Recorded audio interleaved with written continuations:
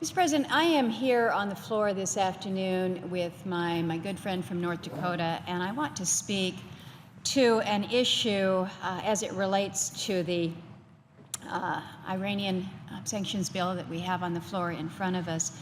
This is about an issue I think that so many of us care deeply about our own domestic production here, about the strength of our economy, the strength of our national security, and how the United States in a global environment really stands toe-to-toe in good, strong competition around the world.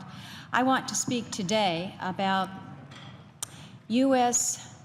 oil, the ban on U.S. oil, and how this all intersects with Iran, Iranian sanctions, and specifically the sanctions on Iranian oil. I am introducing an amendment, it's a bipartisan amendment, to allow U.S. oil to compete with Iranian oil on the global market. And I'm pleased to be joined in this effort by Senator Heitkamp, Senator Hoeven, Senator Lankford, and hopefully others as this discussion progresses. Iran's government is largely dependent on its exports of oil for its revenue source. It sends oil to countries such as China, Japan, India, South Korea, and the sanctions that have been imposed have really hurt. They have hurt Iran's economy. They have really been what has brought Iran to the table here. The sanctions that have been in place have cost the government in Tehran some $40 billion in lost export revenues in 2014 alone, and this is according to the Treasury Department. But under the sanctions regime and the Joint Plan of Action, countries are still able to purchase Iranian oil. And I don't think a lot of folks understand that. They think that, okay, the sanctions are in place, and so Iran can't be deriving any of the benefit from their oil exports. But in fact, countries are still able to purchase Iranian oil up to 1 to 1.1 million barrels per day. And no surprise, countries have purchased up to that limit nearly every month since the JPA was implemented back in November of 2013. So sanctions are in place, but Iran is still deriving the benefit of being able to sell Iranian oil to other nations. It is worth pointing out that this is only possible because the State Department does not include condensate in its definition of crude oil. So if you include the condensate volumes, then the 1.1 million barrel per day limit was breached back in January of 14, in February, March, April, May, June, July, July, September, October, and December, and also in February of 15, according to reports that came out of the International Energy Agency. Mr. President, it simply does not make sense for us to lift sanctions on Iranian oil while we keep them on American oil. It just doesn't make sense that we would tell Iran, we're going to allow these sanctions to be lifted over there, but by keeping our oil export ban in place, we are effectively imposing sanctions on U.S. oil producers. This is a de facto sanctions regime against ourselves. Now, you can understand why we have imposed sanctions on certain places, on Tehran and on Moscow, Damascus. But Mr. President, we're effectively talking about sanctions on the Permian, on the Utica, on the Niobrara, on regions where we have the ability to produce a resource that helps this country, helps create jobs, helps with all aspects of our economy.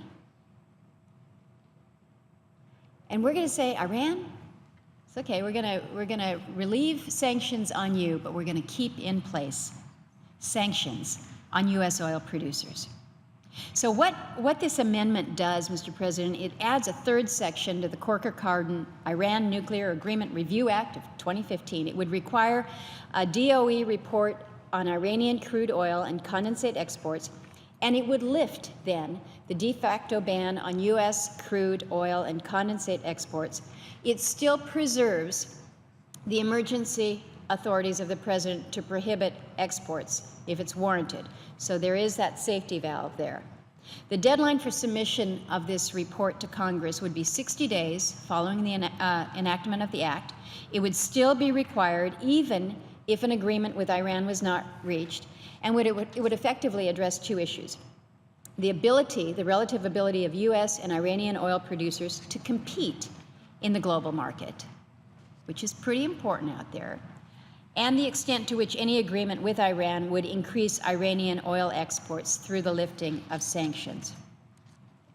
So, as we know, American oil producers are generally prohibited from exporting overseas. Alaska is the one exception to the oil export ban. Very limited amount is exported over the years. Iran, on the other hand, currently exports over 1 million barrels per day of oil onto the global markets. Now, we had a hearing in the Energy Committee a week or so ago. You were there as the presiding officer. You were also there at the hearing, and we heard from the U.S. Energy Information Administration, EIA. They estimated that lifting the sanctions on Iran would increase Iranian volumes by some 700,000 to 1 million barrels per day. So if we lift that, EIA estimates that Iran is now going to be in a situation where they would be able to put out onto the market to new, basically to new purchasers, 1 million barrels per day. Think about what that does. Giving them new markets for their oil, and as they have new markets for their oil, they get paid for it. EIA estates that given the price of Brent being where it is in this range right now, that it would be $25 billion per year to Iran from the ability to put out onto the market, gain new customers, an extra $25 billion. How comfortable are we with that, Mr. Chairman? How much of that $25 billion is going to fund terrorist organizations, terrorists, in areas that we are fighting directly and immediately today? What kind of sense does this make? That we would say we will remove sanctions on Iran, allowing you to move your product to new customers, gain potentially $25 billion additionally into your treasury to do who knows what with. Well, at the same time, what this does is it harms American producers who are unable to compete with Iranian oil due to this outdated ban on U.S. exports that was imposed 40 years ago. So we're going to let a 40-year-old policy sanction us, sanction our economy, and benefit Iran. Lifting the ban on U.S. oil exports would let American oil compete with Iranian oil. It would reduce Iranian revenue from oil exports. It would send a strong signal to U.S. allies that still depend on Iranian oil that alternative supplies are available, and lower global oil prices, which would decrease the price of gasoline and other consumer fuels. Mr. President, just a few hours ago, on the other side of the hallway here, over in the House of Representatives, we heard from the Prime Minister of Japan. Japan is currently able to purchase from Iran oil. Don't you think that our friend Japan would much rather have security and diversity of supply if it were to come from their friend, the United States? I sure think so. The The amendment that we have introduced lifts the ban by requiring, after 30 days have elapsed from the enactment of Senate Bill 615, that crude oil exports may be authorized on the same basis that they're currently authorized for petroleum products, whether it's gasoline, diesel, jet fuel, whatever it is. But currently, these petroleum products, they can be exported without a license. In fact, we are, here in this country, the largest exporter of petroleum products in the world. So think about this as just kind of you shake your head and say, what's going on here? We're the largest exporter of refined products, but yet we impose a flat ban, an outright ban on the crude itself. So again, we've got a safety valve in the amendment that preserves the President's emergency authorities, which derive from the International Emergency Economic Powers Act, the National Emergencies Act, and the Energy Policy and Conservation Act. And they prohibit exports under these various proposals if needed for the safety and security of the nation. And we don't touch those. We don't impact them in that amendment at all. So it's important to recognize that what we're doing here is we're looking at an outdated policy, 40 years old.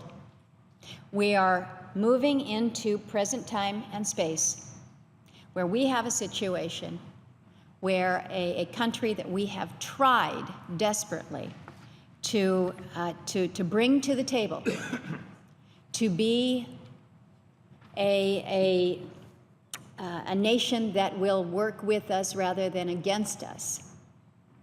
And yet, part of what we're considering is an action that would remove sanctions on them and continue to keep in place sanctions on this country. Makes no sense to me. I would hope that my colleagues would consider